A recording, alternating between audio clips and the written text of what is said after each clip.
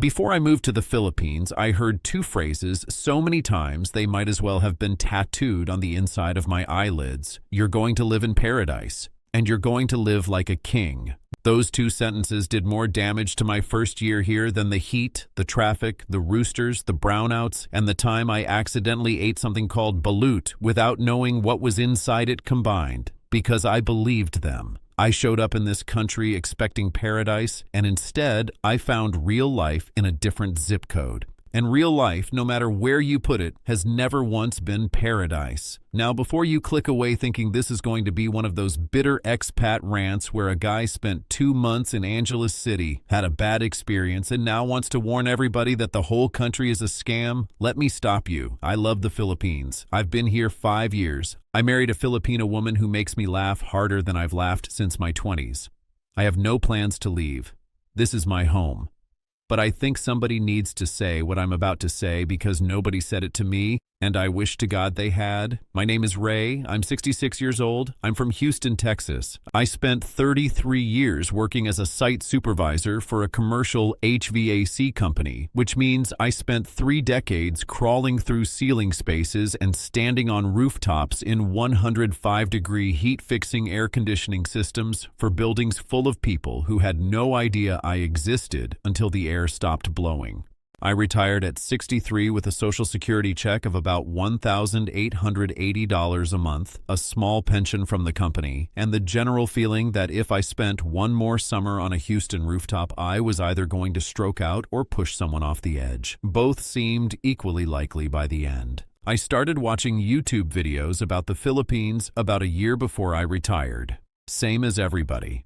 The algorithm found me the way the algorithm finds all of us, late at night, lying in bed, scrolling past the point of rational decision-making. And the videos were incredible. They really were. Beautiful beaches, crystal water, smiling people everywhere, markets full of fresh fruit that cost less than a pack of gum, apartments for $200 a month, a full dinner for $3. And every single one of these videos had some version of the same thesis. Come to the Philippines and live like a king on your Social Security check. I ate it up. I ate every bite. I watched a man my age walk through a mall in Cebu explaining that he spent less in a month than he used to spend in a week back in California. I watched a woman tour her 2-bedroom apartment with a view and announce that her rent was cheaper than her car insurance used to be. I watched a retired cop from Florida talk about hiring a housekeeper and a driver and still having money left over at the end of the month. And I sat there in my apartment in Houston doing the math on a napkin and thinking, this is it. This is the answer to every financial worry I've had since I turned 55.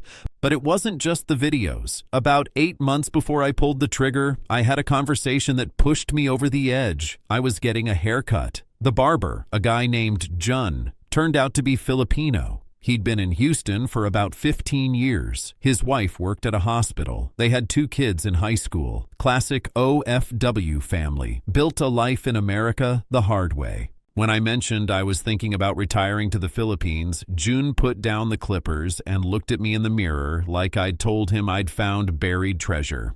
"You're going to love it," he said. "With your pension? In the Philippines? Man, you're going to live like a king. You'll have a nice place, a housekeeper, eat out every night." He started listing things on his fingers, like he was counting blessings he personally planned to deliver.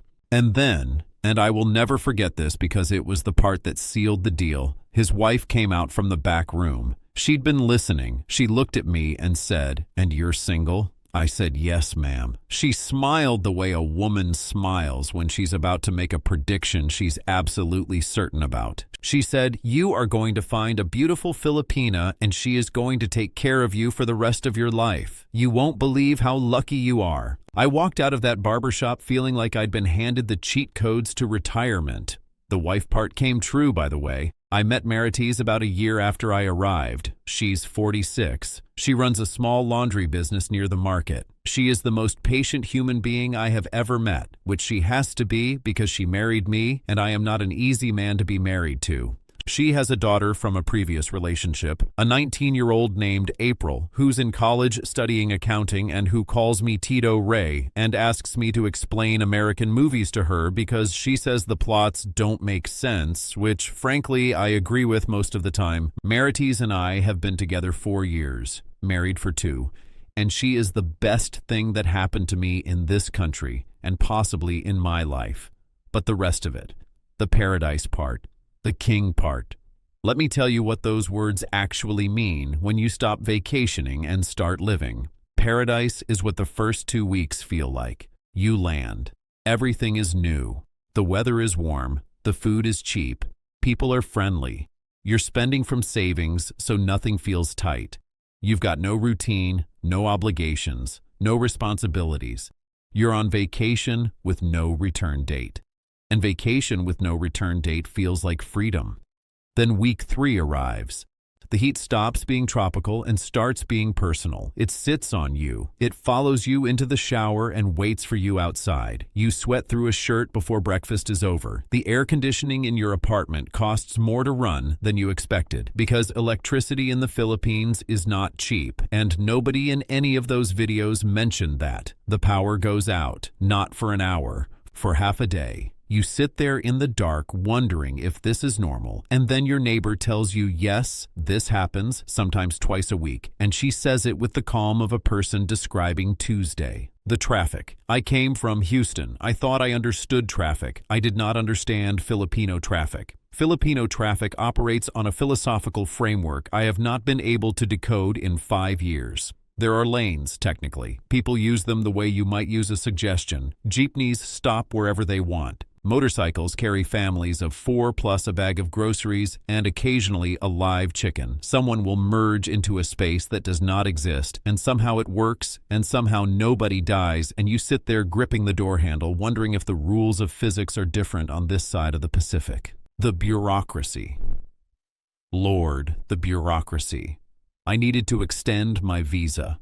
I went to the Bureau of Immigration. I brought everything they asked for. I waited in a line that moved at a speed I can only describe as geological. When I reached the window, the woman told me I needed one additional document that was not listed anywhere on the website or in the instructions. I went home, got the document, came back the next day, waited in the same line, reached the same window, and was told by a different person that actually I didn't need that document, but I did need a different one. I went home, I came back, 3 days to do something that should have taken 20 minutes. And before you say I should have hired a fixer, I did hire a fixer the next time, and it still took 2 days. The grocery situation. I was told I'd save a fortune on food, and that's true if you eat Filipino food, which I do now, and enjoy most of it. But if you want anything from back home, if you want real cheese, not the processed kind that comes in a can, but actual cheese, you're going to pay more for it here than you did in Texas. If you want good coffee, not the instant sachets that are basically sugar with a rumor of caffeine, you're paying premium prices. If you want beef, real beef, the kind that doesn't require an hour of chewing and a prayer, you're going to a specialty store and paying American prices on a Philippine pension. And the king thing. Let me address the king thing directly, because I think it does the most harm. You are not going to live like a king. You are going to live like a regular person in a country where your money goes further. Those are not the same thing. A king doesn't worry about his electric bill. A king doesn't sit in a brownout sweating through his second shirt of the day. A king doesn't have to figure out which immigration office opens on which day and whether he needs Form 47B or 47C and whether the person at the window today will accept what the person at the window yesterday told him to bring.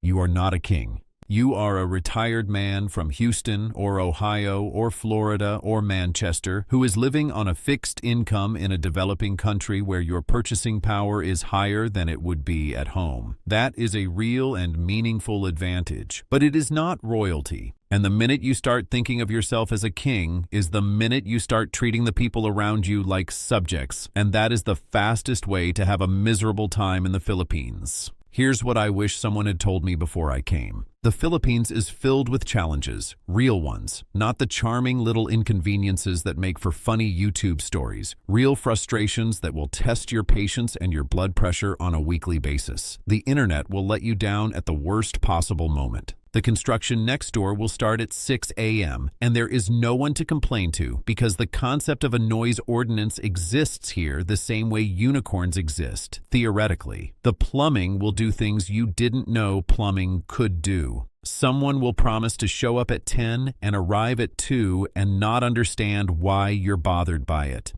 You will fill out a form incorrectly and have to start the entire process over. You will get sick from something you ate and spend 2 days questioning your life choices while staring at a bathroom ceiling. These things happen. They happen regularly.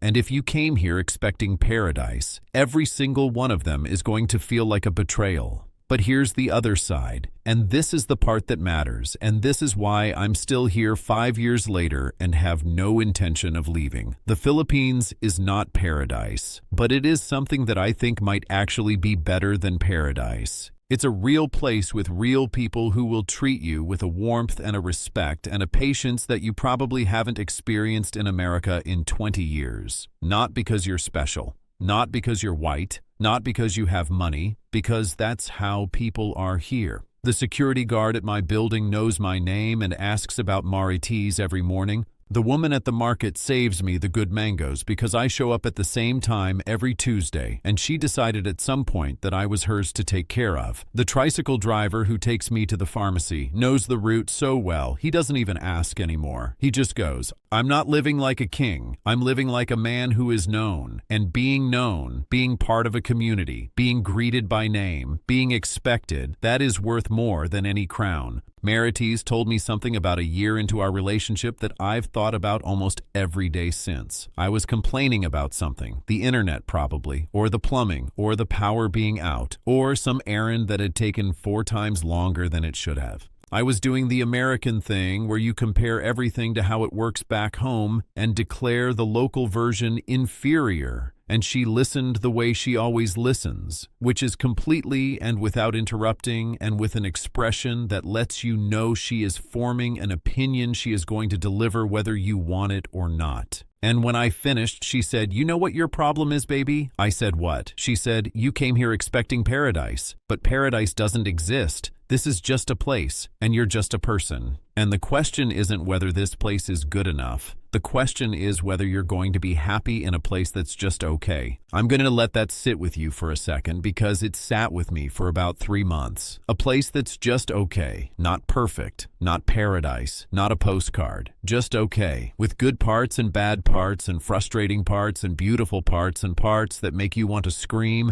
and parts that make you want to cry from gratitude. Just a real ordinary, complicated place where the food is cheap and the people are warm and the power goes out and the roosters have a vendetta against your sleep and your wife makes you feel like the luckiest man alive and the plumbing does things that would get a contractor arrested in Texas. Is it better than what I had in Houston?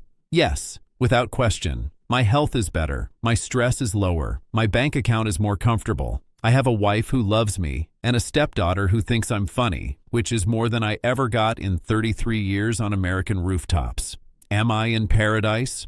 No. Am I a king? Definitely not. I'm a regular man living a regular life in a place where regular costs less and regular comes with more sunshine and better mangoes and a community that noticed I existed. I just want to temper the expectations. That's all this video is. I wish someone had tempered mine. I wish someone had said, Ray, it's a great place to retire. It's not a great place to fantasize about. Come with realistic expectations and you'll be pleasantly surprised. Come expecting paradise and you'll spend your first year angry about everything that doesn't match the brochure. There is nothing worse than overselling and under-delivering. And the YouTube retirement in the Philippines industrial complex has been overselling for years. The best approach is the opposite. Undersell and over-deliver. Come expecting challenges and be surprised by the beauty. Come expecting frustration and be surprised by the kindness. Come expecting a regular life and be surprised when it turns out to be a pretty good one. So, yeah, paradise. Living like a king. It's a state of mind, isn't it? And my state of mind, after 5 years, is this. I'm not in paradise. I'm in the Philippines. And most days, honestly, that's better. If this landed, if it sounded like something you needed to hear before you bought the ticket, or if it sounded like something you wish you'd heard a year ago, do me a favor and subscribe. I'm going to keep telling it straight, not bitter, not negative, just honest. And honest isn't always what people want to hear, but it's the only thing that's actually useful. Leave me a comment if you've got your own version of this. If you showed up expecting paradise and found something different, I'd like to hear about it. And if you think I'm full of it, feel free to say so. Marites certainly does.